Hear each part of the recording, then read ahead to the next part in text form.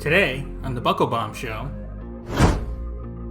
Hangman Page suffers a scary concussion on Dynamite. Kevin Nash suffers an unthinkable loss. Bianca Belair makes history. And could CM Punk return to the WWE?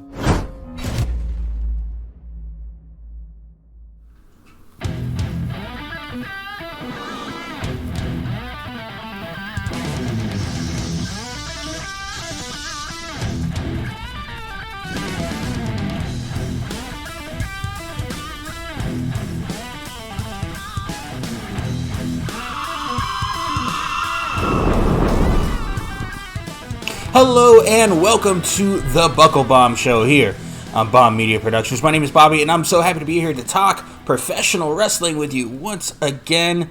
I am not joined by my usual broadcast partner, Anthony Roan, today. He has not been able to make it. That's why the show's been delayed a little bit. We tried to fit it into his schedule, but his job has monopolized his time this weekend, unfortunately. So we will have to run without him this week for this episode.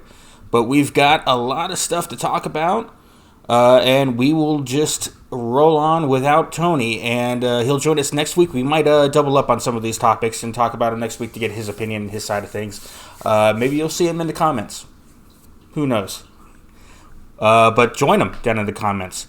And give us your thoughts on everything I talk about here today. So we'll jump right into it. The first topic up today, Hangman Page on Dynamite last week, a special Tuesday episode, in the main event against Jon Moxley, took a lariat from Moxley and did one of the special bumps where when you take the lariat and you kind of spin over, and he landed on his head and neck a little rough.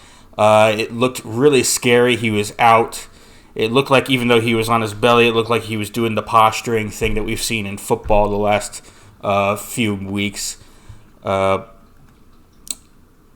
obviously they have, in that situation, you want to make sure you're taking care of the neck. But it turned out to just be a concussion, thankfully.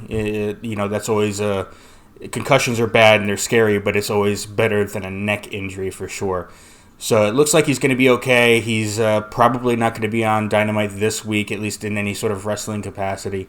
But hopefully he should be back pretty quickly here.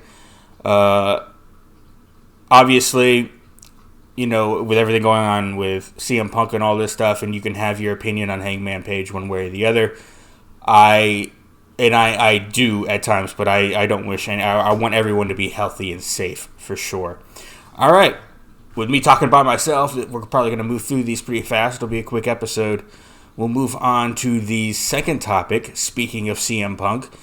It's being reported that AEW and CM Punk are in negotiations to buy out CM Punk's contract, so he will not be returning to AEW, as has been speculated since the All Out fiasco.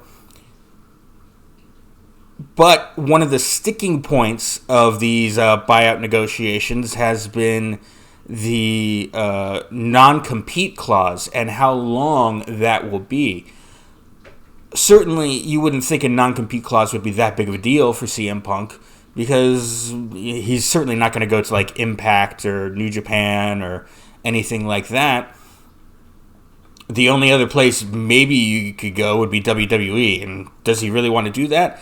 But if these reports, and I believe it is from Meltzer, and I always take Meltzer with a big grain of salt, but if these reports are true that the length of the non-compete is a bit of a sticking point right now in these negotiations, well, could that mean that maybe he is open or willing, or maybe he wants to go to WWE? I think, in my opinion, do I think it's possible? Do I think Triple H would be willing? And some of the reports are that he'd be open to it if the money and schedule and creative are right. And I think that's the same way for CM Punk. I think if they reached out to him and had an idea for what to do on TV and had the right money in the offer, And it wasn't full time because, let's face it, in AEW, it's not like you're on the road. There are no house shows in AEW. So all you had to do was show up to Dynamite once a week, the occasional live Rampage. Most of them are recorded the same day as Dynamite. And then, one pay-per-view every 3 months. So the schedule in AEW is pretty darn light. And him jumping to WWE, you're not going to see him on house shows. It would have to be, a part-timer kind of sweetheart deal, a Brock Lesnar kind of deal, where you see him occasionally, and he's a big star who comes out, and does something special, and, gets a big pop, and we have some fun, and then he's gone. And he's not in the locker room a lot, because that might be a thing, obviously, with everything that happened in AEW, and with his previous run in WWE. How much do you want him in a locker room? You don't want that locker room to fall apart. That's certainly a concern with him. As big a fan of CM Punk as I am, there's a history there. So, is it possible? 100%. Will it happen? Don't know. Never say never, certainly, is a phrase we use a lot in the wrestling business, and we've seen that over and over this year. A lot of wacky and wild news stories. Could CM Punk returning to the WWE be one of them, at least within the next 6 months or so? Depending on the length of that non-compete, we will see. All right, let me know what you think in the comments down below. Could CM Punk come back? Do you want him to come back? Let me know. All right, moving on to the next topic. Sad one here. Tristan Nash, the son of Kevin Nash, has died at 26 years old. This is absolutely heartbreaking news.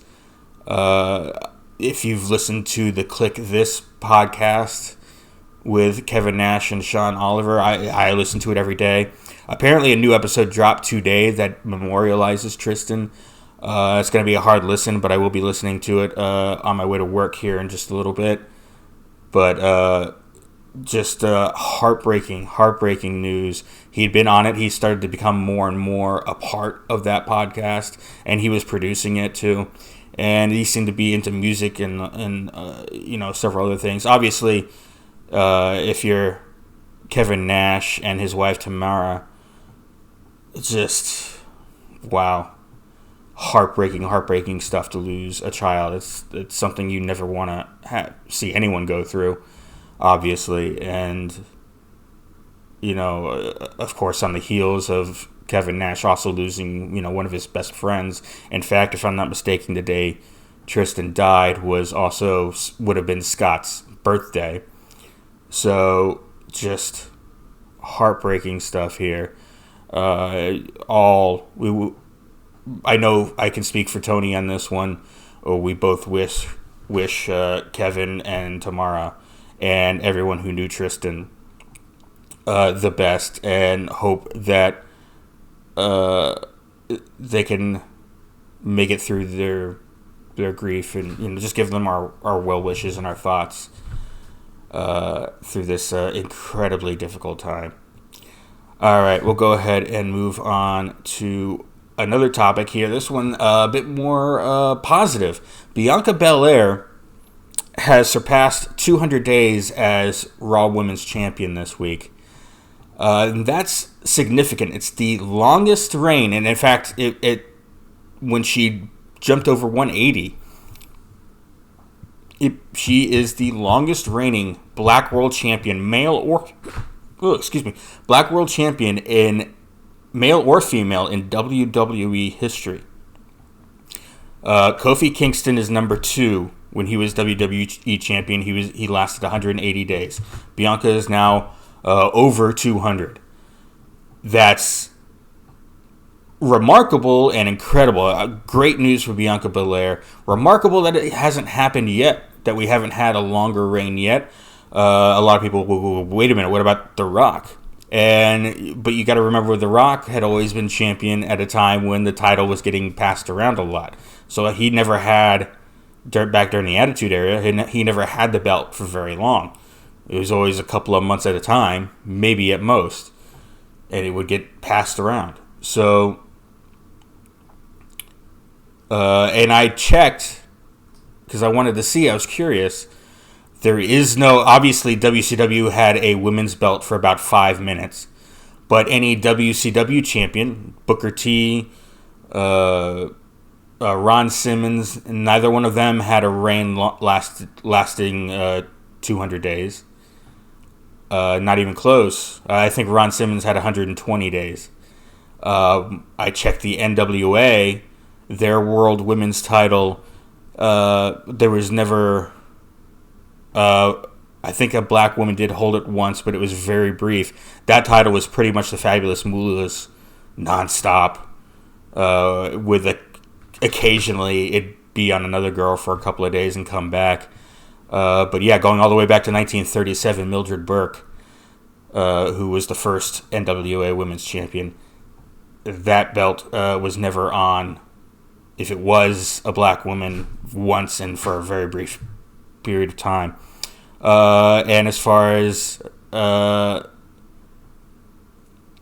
Men's World Champion, there wasn't anyone that lasted long either as far as black champions. So you could include this for the old school NWA, WCW, and WWE. This is the first time it's happened.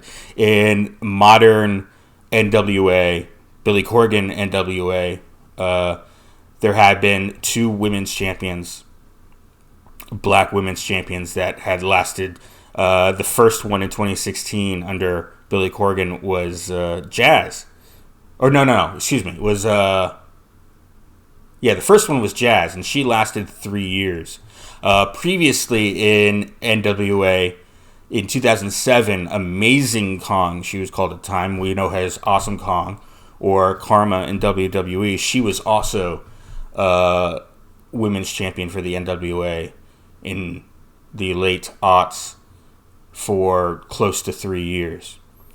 But as far as WWE, this is the first time, and it's absolutely astonishing. It's great news. History for Bianca Belair. History making reign. All right. We'll move on to... Well, this topic was a topic Tony wanted me to put in. He loves GCW, and he wanted to talk about the relationship, the potential relationship between them and WWE. And he also wanted to talk about GCW's relationship with DDT Pro and bringing them in. I'm not a big GCW guy. I think it's mostly the deathmatch stuff, especially, is just garbage wrestling, not real wrestling. And DDT Pro is even worse with they're just... Ugh. But we'll save this topic for next week for Tony, and we'll get started. No real quick jabs to talk about today. We're just going to run through this show. That will do it for this episode of the Buckle Bomb Show. Nice, short, sweet. Let me know what you thought about all these topics down below. Please comment on this and give this episode a like. If you're listening on the podcast audio-only version, I appreciate that. Please subscribe if you're willing, or come over to youtube.com/bombmediaproductions to check out the video version. That'll do it. You guys have a good day.